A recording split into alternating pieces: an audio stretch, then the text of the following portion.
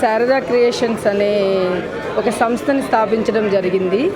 దీని నుండి ఎంతోమందికి అవసరమైనటువంటి మన సౌత్ ఇండియన్ సాంప్రదాయంలో అవసరమైనటువంటి వస్తువులను కానీ లేదు వాళ్ళకి ఏ విధంగా కావాల్సిన మెటీరియల్నైనా అందించడం జరుగుతోంది. అది కూడా కస్టమర్ సాటిస్ఫాక్షన్కి తగ్గట్టు కస్టమర్స్కి ఇష్టమైన విధంగా.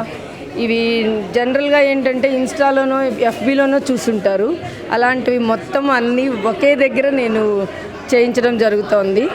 ఒక్కసారి వచ్చారు అంటే ఒక పెళ్ళికి కావాల్సినవైనా ఏవైనా కూడా ఒకేసారి ఒకే దగ్గర అందుబాటులో ఉంటాయి. అది కూడా ఎవరి బడ్జెట్కి ఎలా కావాలి అంటే అలా ఇస్తాను.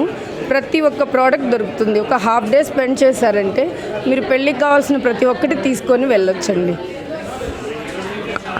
పట్టుకోలేనప్పుడు ఏది మంది కాదు. ఇప్పుడు నాకు డబ్బు పిచ్చి బట్టి మీ అందరికీ రాతం తిరుపుతానంటే ఎలా నమ్ముతారు? నాకు 3 పిల్లలు. నేను రాతం తిరిపేపటికైతే 3 పిల్లల్ని సమానం చేయవచ్చు. రక్షకుడు మాత్రమే ఆ పని చేయగలుగుతాడు. నువ్వు భగవన్నామం చేస్తూ ఉంటే మనలో ఉన్న కామక్రోధాలు తొలగుతాయి, మనలో మంచి భావాలు కలుగుతాయి. ఆ మంచి ఇతరము వృక్షమైనట్టు మీ మంచితనము మీ బిడ్డలకి కల్ప వృక్షాలు అవుతాయి. కలకాల రక్షణ కలుగుతాయి. ఒంటి కాలు తప్పుసేలా ఒదిగి నడవండి. కళ్ళు మూసుకొని జపమేలా కళ్ళు తెరిచి కుళ్ళు లేకుండా ఉండండి. కన్ను ఎంత పెద్దదైనా చూపు లేకపోతే కన్నె తల్లి ఎందుకు? మనిషి పుట్టిన తర్వాత గుణములు లేని వారు కూడా అంతే. 10 మంది బిడ్డలు ఒక తల్లి తండ్రి ఎంతో చక్కగా చాకుతారు. 10 మంది బిడ్డలు కలిసి తల్లి తండ్రిని ఎలగొడతారు.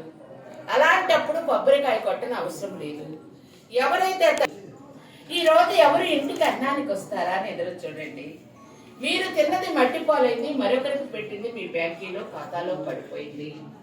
ఈ నడవడికలే భగవత్ నిలయాలు. మనము చేసే పనులు, మనలో ఉండే ప్రేమ, దయ, కరుణ, సిరి సంపదలు మనకు శాశ్వతమైన భోగభాగ్యాన్ని అందిస్తారు భగవంతుడు. మనం వారిలో ఉంటే వారు మనలో ఉంటారు. ఇంట్లో పొండు పాసిపోతున్నా భగవంతుడి వద్దకు వెళ్ళదు. మేము భగవంతుని బాగా నమ్మేమంటారు. ఎప్పుడు ఎక్కడ ఏ రూపాన 2 ఏళ్ల పిల్లోడు కొడతాడో ఈదులో పెడతాడో తెలియదు. వాడికి 3 రకాల బాక్స్ లో పెడుతున్నావు. అన్ని ఇచ్చిన భగవంతుడికి పని చేసి పెడితే పొంగలు పెడతానంటావు. 10 లక్షలు ఇస్తే 1 లక్ష ఉండిలో ఇస్తానంటావు. భగవంతుని బేరానికి వస్తే మీకు రక్షణ. సూర్యుడు ఏం కోరుతున్నాడు? సాయంకాలం వచ్చే చంద్రుడు ఏం అడుగుతున్నాడు? నడిపించే భూదేవి తల్లి మిమ్మల్ని ఏం అడుగుతుంది? కురిసే వర్షం మిమ్మల్ని ఏం అడిగింది?